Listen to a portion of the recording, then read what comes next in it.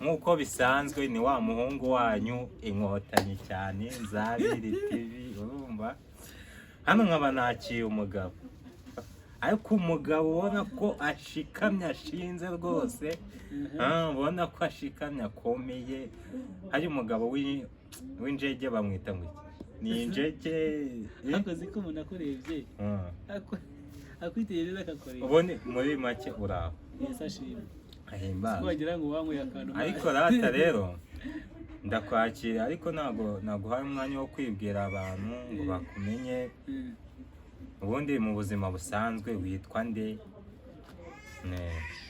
Yes, nitwa Anesto cyangwa se uzabakiriho Anastase. Uzabakiriho. Yego, Anesto.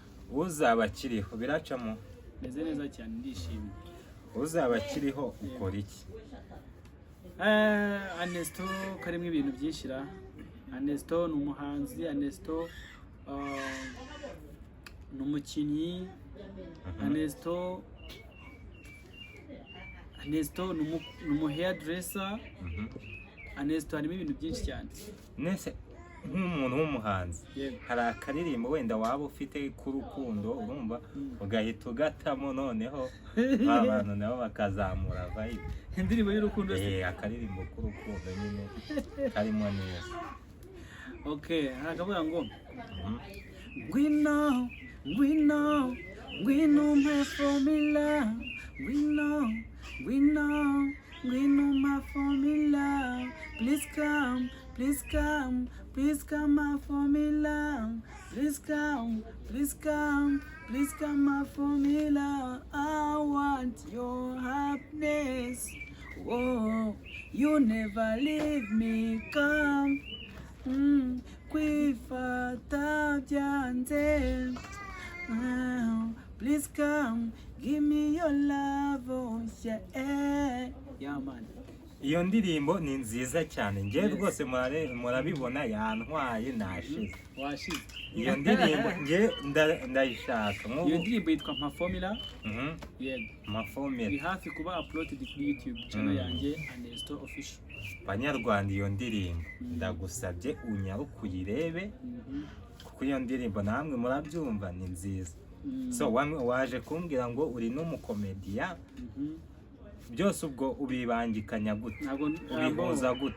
Bo nukuvuga ngo ntago umuhanzi igihe cyose ahora yandika indirimbo sibyo ariko uko mfata umwanya wo gutekereza ku ndirimbo nzakora ni nako mfata umwanya wo gutekereza kuri umuhanzi ntago ahora mu bintu bimwe uko mfata umwanya wo kwandika indirimbo ni nako igihe ntarimo nandika indirimbo mfata umwanya nkatekereza kuri video ya filime cyangwa se script ya comedy nzakora. Ntabwo nshobora kubura ikintu mbese nicara nkora ntabwo njya mfusha ubusa umwanya wanjye. Nkurikije imvune umuntu ukina comedy agira nakurikiza n'imvune umuntu w'umuhanzi agira. Ese nta famille ufite ku buryo byabibangamira? No, nukuvuga ngo famille zanjye bakunda ibintu nkora sibyo? Famille yanjye ikunda ibintu nkora niyo mpamvu ntabwo bijya bibabangamira kuko niyo bikoze barabikunda bakabireba mbese usanga babyishimiye cyane. No, ntabwo bijya bibabangamira. Bivuze ngo weho urabibangikanya bigakunda. Yego ndabikora. Urumva nkuko nahuye ko ndi umuhanzi sibyo? Nkabana n'umukinnyi w'amakomedi na filime sibyo? Mbona n'umwanya wo gukora kandi kazi kuba hairdressing mbese ubwiza bw'imisatsi sibyo ya bintu nk'ibyo. Niki wagira umuntu inama nk'umuntu ufite impano nk'iyo ufite ariko kubera ubushobozi akaba yarabuze uko ayizamura mbese uwo muntu wamugiriye inama? Bo no kuvuga ngo nubwo abo bantu bayigo barahari sibyo batarabona ayo mahirwe yo kuba yaho bamenyekanishiriza ibihangano byabo sibyo ariko mu by'ukuri natwe ntabwo birazamuka sibyo ntabwo natwe twari twamenyekana turimo turihinga kugira ngo ugite natwe abantu babimenye sibyo.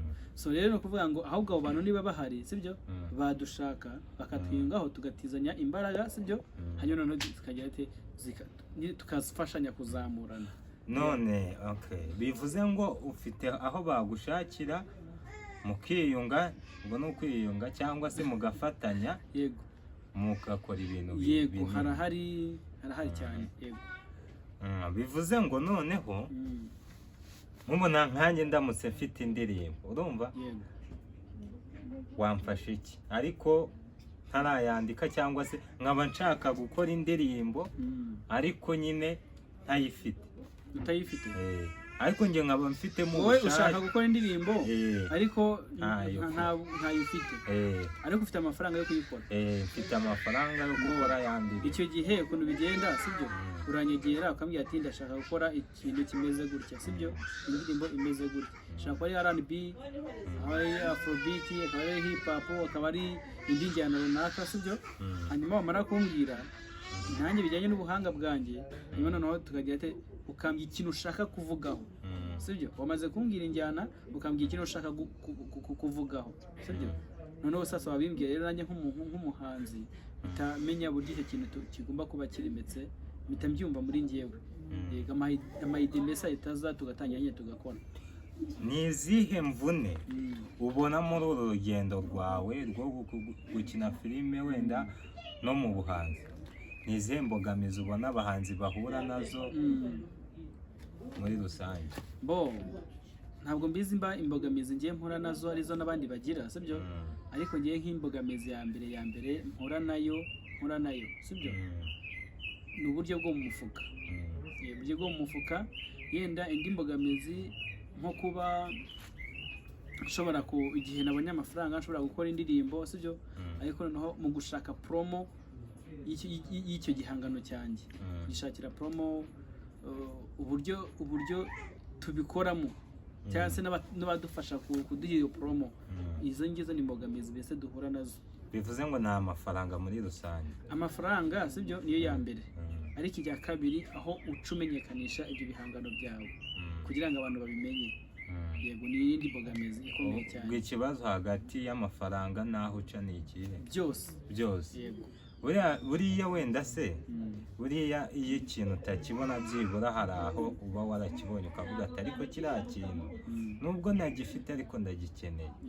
Nk'amafaranga wenda ni hehe uyabona ukavuga ati nanjye amafaranga kuki aha hantu hari njye akaba atazi? Nko kuri bagenzi bawe wenda se mwatangiranye wenda bo bigacamo, ubona nta kintu bagufasha wenda. Ni ukuvuga ngo impano z'abantu cyangwa se umugisha w'abantu ntabwo ari umwe, sibyo. Umugisha wawe ntabwo ari wowe wanjye. Ni ukuvuga ngo ni wowe wagiye umugisha ukamenya uburyo utambuka ku kintu ukabona ugeze hariya, sibyo. Hari uburyo nyine, hari uko byagenze kugira ngo uhagere, sibyo. Rero nawe ahubwo wakabayuza ukambwira ngo, sibyo, ukamfasha kugira ngo aho hantu mpagere. Ni ukuvuga ngo wowe niba warageze hariya, hari icyo byagusabye kugira ngo ugereyo. Rero niba warahageze nanjye nkamenya ko wahageze, nkakwegera kugira ngo nawe ungeze hariya wageze. Wakabaye nawe hari uburyo ubimfashamo, sibyo, kugira ngo mpagere. Ariko kenshi usanga abantu tutabyumva kimwe, sibyo. Uba wumva ko aho ngaho ndi, akenshi hari abayishi babyumva ko aho ndi ariho nakabaye nguma, udashaka kongera naho ngaho. Kuko akenshi ubavuga ati imbogamiza mbere ushaka guhora nari nahageze, ushaka kuza kuvuga ati ese aramutse ahageze akandengaho, sibyo, akandengaho. Rero niyo mpamvu abenshi badakunda kuba bagushyigikira, binabyita nko kugushyigikira kugira ngo ugere aho ngaho. Rero ngiye kuri njye numva ko basi uramutse hari uburyo wafasha cyangwa se tugafashanya nkaba nagera aho ngaho ugeze, cyane ko nawe kugira ngo ugere aho ngaho hari uba warabigufashijemo. Ni uko nguko mbese mbyumva. Wenda se hari nk'umuntu urenze cyangwa se umuntu wageze muri ibi bintu mbere yawe wasabye ubufasha akanga cyangwa se akaguca? Ntabwo babura, sibyo. Ntabwo babura, ariko ntabwo nabavugira ahangaha kuko aho bari bariyizi, sibyo. Ariko barahari benshi bazwi rwose. Ibyiza mugeramo nabavuga abantu babamenye, wenda hari igihe umuntu aba agize ngo urimo urabeshya, ni ukuvuga ngo kandi ibyo uvuga bari ukuri. Nk'umuntu wenda wamuvuga n'abanyarwanda bakabimenya naho ari akiga. Hano, sibyo, dufite abantu babaye abasitari kera cyane, sibyo. Ariko noneho kugira ngo babe abasitari bagiye babafashamo abanyamakuru, sibyo. Kandi usanga natwe ubwacu ari bo badufasha kugira ngo tugezeho bino bintu byacu dukora, sibyo. Rero ni ukuvuga ngo abo bantu barahari, ariko usanga ibyo badusaba biba ari ibintu biremereye cyane ubwacu tutabasha tuba tudafitiye ubushobozi. Yes, niyo mpamvu nyine usanga tuba tumeze duke. Wenda icyo nakubajijeho sinzi niba uri kucyumva neza, nk'umuntu wumva nk'uwo muntu wenda hari igihe bavuga ati urimo urabeshya, nk'uwo muntu ntabwo waba umuzi ngo namuvuge rega abanyarwanda tumumenye. Nkubwire akenshi iyo umuvuze sibyo ntabwo ari ko ikibazo cyawe ntacyumvise, ahubwo akenshi iyo tubavuze sibyo, iyo tubavuze twebwe uko tubifata tubavuga twumva ari ibintu byoroshye, ariko iyo bibagezeho bikurura ikindi kintu gikaze kiremereye sibyo. hari igihe ashobora kuba yenda yakwangiye icyo gihe sibyo, ariko yenda akaba yumva ko hari ubundi buryo, hari ikindi gihe mwazahura nawe watangiye kumera neza. kuko akanya iyo umuntu ari hasi sibyo, iyo kugira ngo umuzane mu kintu cyawe umufashe, hari igihe batangira nawe ubwawe wamufashije kugufega sese kanaka nahangaha ageze nahangaha umuntu twizera gumeze gutya na gutya nahangaha batangiye kuzana kumva.